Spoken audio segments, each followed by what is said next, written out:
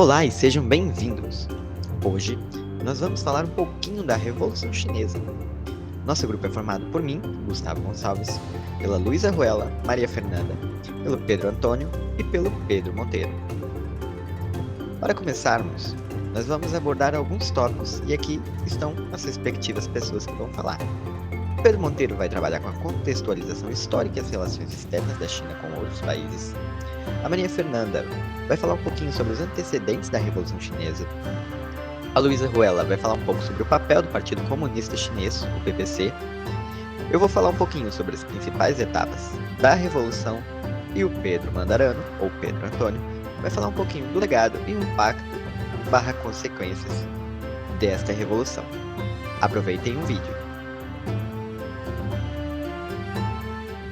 Durante a Guerra Fria, a Revolução Chinesa de 1949 se desdobrou em um contexto internacional marcado por diversas rivalidades entre os Estados Unidos e a União Soviética.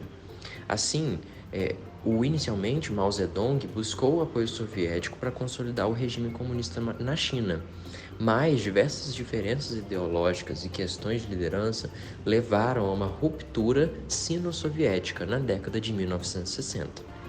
As tensões entre os Estados Unidos e a União Soviética, que formaram a bipolaridade na Guerra Fria, exerceram sim uma influência significativa sobre a Revolução Chinesa. Por quê? Enquanto os Estados Unidos apoiavam ativamente o governo nacionalista de Chiang Kai-shek, a União Soviética via na China comunista uma aliada potencial na luta contra o capitalismo, e essa dinâmica contribuiu para o apoio inicial soviético à China durante o processo revolucionário. No entanto, à medida que a Guerra Fria avançava, as diferenças ideológicas entre Pequim e Moscou se intensificaram. E a liderança de Mao Zedong estava determinada a seguir um caminho socialista independente, desafiando a ortodoxia soviética. Essa ruptura, sim, se aprofundou com o tempo e teve impactos significativos nas relações internacionais da China. Outra forma de compreender a Revolução Chinesa é a partir do contexto internacional. Como a China revolucionária lidou com esse contexto. Durante a Guerra Fria, a Revolução Chinesa de 1949 se desdobrou em um contexto internacional marcado por diversas rivalidades entre os Estados Unidos e a União Soviética. Assim, inicialmente Mao Zedong buscou o apoio soviético para consolidar o regime comunista na China, mas diversas diferenças ideológicas e questões de liderança levaram a uma ruptura sino-soviética na década de 1960. Houveram muitos acontecimentos que antecederam a Revolução Comunista de 1949 e desencadearam tal momento. No começo, o país ainda era governado pela dinastia Qing, que governava a China desde o século XVII. Entretanto, essa monarquia enfrentou sérios problemas no início do século XX, como corrupção, ineficiência administrativa e perda de apoio popular, ainda mais juntando com as derrotas militares nas Guerras do Ópio e na Primeira Guerra Sino-Japonesa. Nas Guerras do Ópio, os britânicos venceram, ampliaram seu domínio sobre a região, inclusive comercial, e a economia chinesa foi aberta ao livre mercado. Já a Primeira Guerra Sino-Japonesa termina com a assinatura do Tratado de Shimonoseki, que tornou a Coreia independente da China e obrigava a China a indenizar o Japão pelos danos da guerra e a permitir que navios japoneses adentrassem seu território por meio de alguns rios. Sobretudo, o território chinês estava sofrendo com a interferência estrangeira, sendo alvo do imperialismo de potências, como Inglaterra e França, que almejavam acesso a produtos e portos chineses, o que resultou na concessão de territórios e no comércio desigual. A série de tratados que beneficiavam as potências e diminuía a soberania da China ganhou até mesmo um nome, os Tratados Desiguais.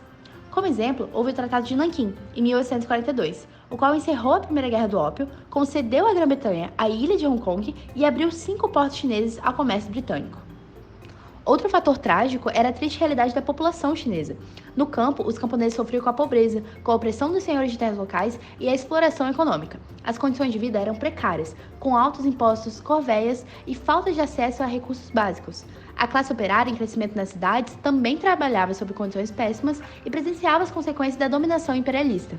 E assim, o descontentamento e sentimento anti-imperialista só crescia. Todas essas questões levaram ao fortalecimento do nacionalismo, o que culminou na Revolução de 1911, ou Revolução Xinhai, que colocou fim à monarquia chinesa e deu início a uma república, formada a partir de um governo provisório. Porém, o período que se seguiu após 1911 foi bastante conturbado e surgiram movimentos separatistas em parte do país. Esses movimentos surgiram principalmente no sul e eram liderados pelos conhecidos Senhores da Guerra, espécies de chefes militares que concentravam poder e influência sobre suas regiões de origem. A luta contra esses movimentos ocorreu no período de 1916 a 1927 e foi liderada pelo Partido Nacionalista. Enquanto os nacionalistas lideravam esse combate contra a fragmentação territorial, outro grupo político ganhava força na China, os comunistas. Vale lembrar que esse fortalecimento do comunismo no país esteve diretamente relacionado ao sucesso da Revolução de 1917, na Rússia. Dentro de um contexto conflituoso na China, cheio de instabilidades políticas, disputas partidárias e forças separatistas, houve o fortalecimento do Partido Comunista, que originou o PCC, Partido Comunista Chinês, formado inicialmente por 57 membros, e entre eles estava Mao Tse-tung, expoente mais importante do partido. Após a fundação do PCC, houveram momentos de paz e de guerra civil contra o Kuomintang, Partido Nacionalista da China, e também invasão japonesa na China, que assumiu um governo de extrema-direita e imperialista. Mao Tse-tung foi o líder do PCC que se manteve influente durante todo o processo revolucionário, chegando até mesmo a proclamar a República Popular da China.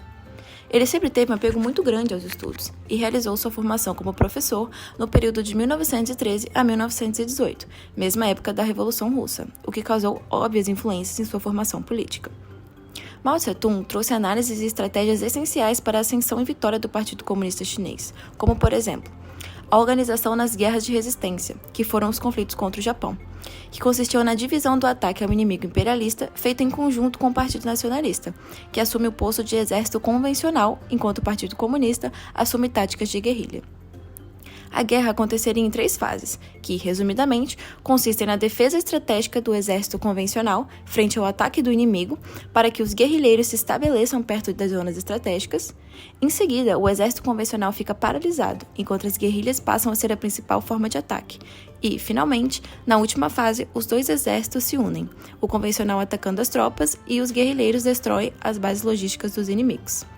Outra estratégia importante foi a organização nas guerras revolucionárias, que também se estabeleciam em 3 fases. A primeira é a fase de agitação das massas, a segunda, a fase de equilíbrio, que consiste em violência aberta, com operações de guerrilha e o estabelecimento de bases. E, por fim, a guerra de movimento entre os insurgentes e as forças de governo. Não só na Revolução Chinesa, mas como em todas as revoluções, é evidente a importância dos exércitos na tomada do poder. E na China, a Revolução Armada lutava contra a Contra-Revolução Armada de acordo com Stalin. Ou seja, a ampliação do poder militar era essencial. Fator que fez com que Mao se aliasse aos campesinatos e fornecesse treinamento militar, o que, aliado a promessas de oportunidade de terras, os tornaram aliados fiéis e consolidaram a importância do campesinato para o sucesso da Revolução. Bom, para falar um pouquinho das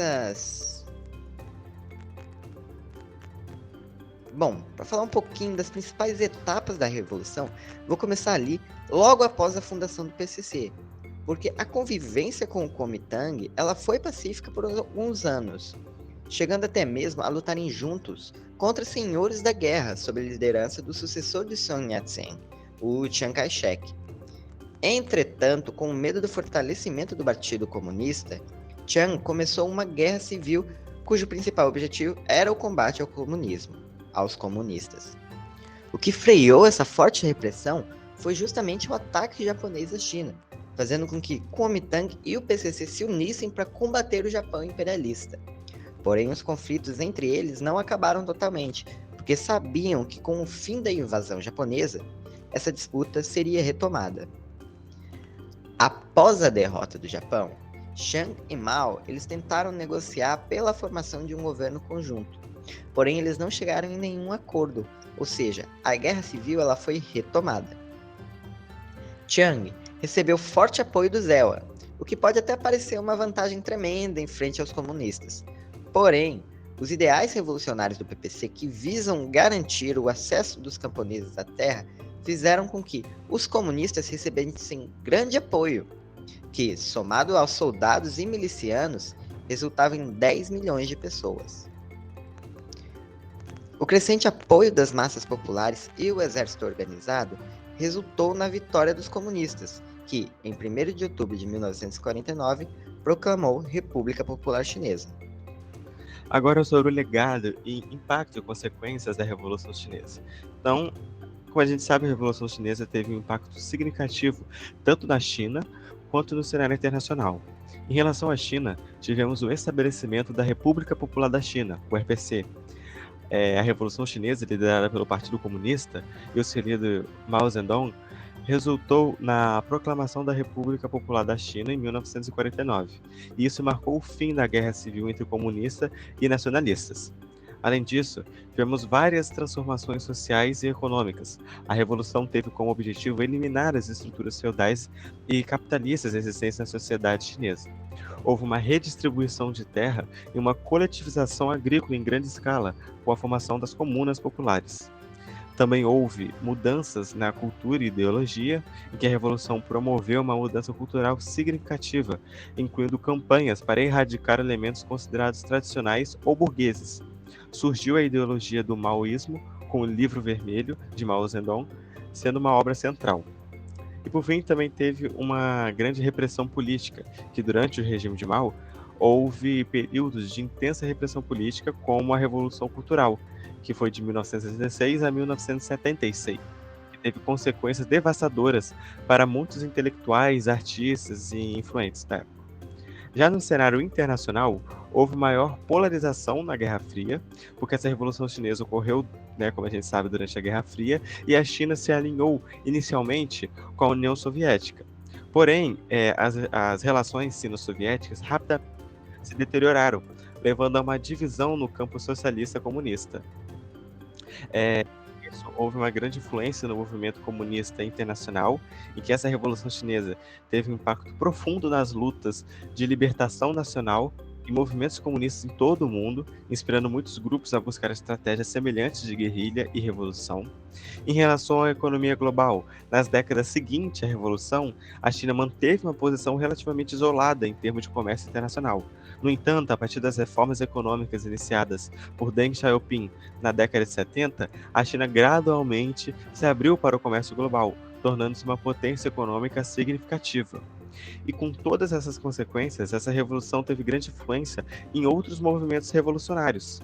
Ela serviu como modelo de guerrilha e insurreição, que a estratégia de guerrilha adotada pelo PCC sobre a liderança de Mao Zedong serviu de modelo para outros movimentos revolucionários em todo o mundo.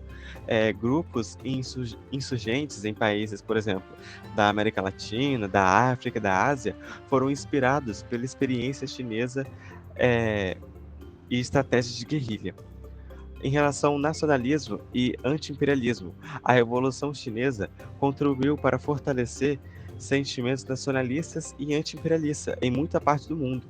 A China representou uma nação não alinhada que desafiou as potências ocidentais, e esse exemplo inspirou movimentos que buscavam libertação nacional. Também teve impactos nos movimentos comunistas internacionais, em que essa divisão sino-soviética, em relação à União Soviética e à China, teve um impacto profundo nos movimentos comunistas internacionais, porque os partidos comunistas em outros países tiveram que escolher entre apoiar a China ou a União Soviética, criando divisões dentro do movimento comunista global. E houve grandes repercussões dentro da Guerra Fria, em que essa rivalidade sino-soviética enfraqueceu o bloco comunista e forneceu uma oportunidade para os Estados Unidos explorarem essas divisões que aconteciam. E a China, posteriormente, buscou se aproximar dos Estados Unidos em uma tentativa de equilibrar as influências soviética e americana. Muito obrigado por ter assistido o vídeo até agora. Não esqueça de compartilhar, dar like, se inscrever no canal e ativar o sininho para receber todas as notificações. Valeu!